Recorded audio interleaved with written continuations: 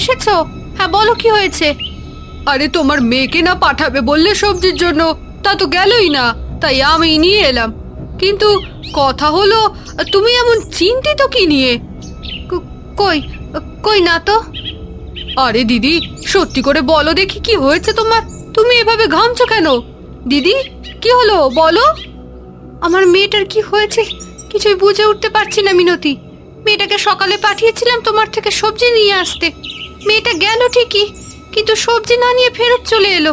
এরপর থেকে মেয়েটা কেমন যেন অদ্ভুত আচরণ করছে, চোখ লাল হয়ে আছে। সে কি দিদি, হঠাৎ এমন আচরণ করছে কেন?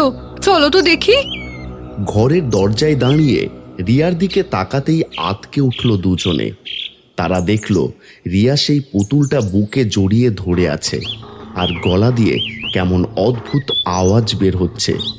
তার সাথে চোখ দুটো পুরো রক্তবর্ণ হয়ে আছে। মিনতি আর দীপিকা দুজনেই ভয়ে ভয়ে ঘরের ভেতর গেল। রিয়া, মা কি হয়েছে তোর? এই রিয়া, রিয়া কথা বল, বল এই পুতুলটা কোথায় পেয়েছিস? পুতুলের কথা জিজ্ঞেস করতেই রিয়া প্রচণ্ড রেগে যায় আর সজোরে লাথি মারে মিনতির বুকে। মিনতিও ছিটকে গিয়ে পড়ে যায়। কি, এ তো সাধারণ কোনো মেয়ে নয়, নিশ্চিত এর ভেতর কোনো প্রেতাত্মা ভর করেছে। ছি ছি ছি ছি, এসব কি বলছো? না না, এমন কিচ্ছু না। হে রিয়া, কি হয়েছে? কি হয়েছেটা কি তোর? তুই এমন অদ্ভুত আচরণ করছিস কেন? কি রে, কি হলো? কথা বলছিস না কেন? বল বল, কি হয়েছে তোর?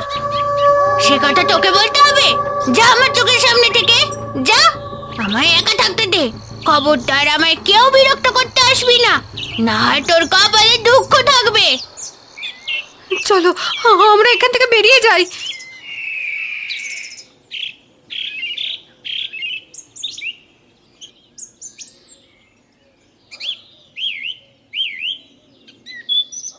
কি গো, এভাবে তড়িঘড়ি করে বাড়িতে ডাকলে কেন? কি হয়েছে কি? এদিকে আমার কত কাজ পড়ে আছে। সর্বনাশ হয়ে গেছে গো, জানি না মেয়েটার কি হয়েছে, কেমন অদ্ভুত আচরণ করছে ও। মানে কি হয়েছে খুলে বলো তো। দীপিকা রিয়ার ব্যাপারে মোহনকে শুরু থেকে সমস্ত ঘটনা খুলে বলে। সেসব শুনে মোহন ও রিয়ার ঘরে গেল।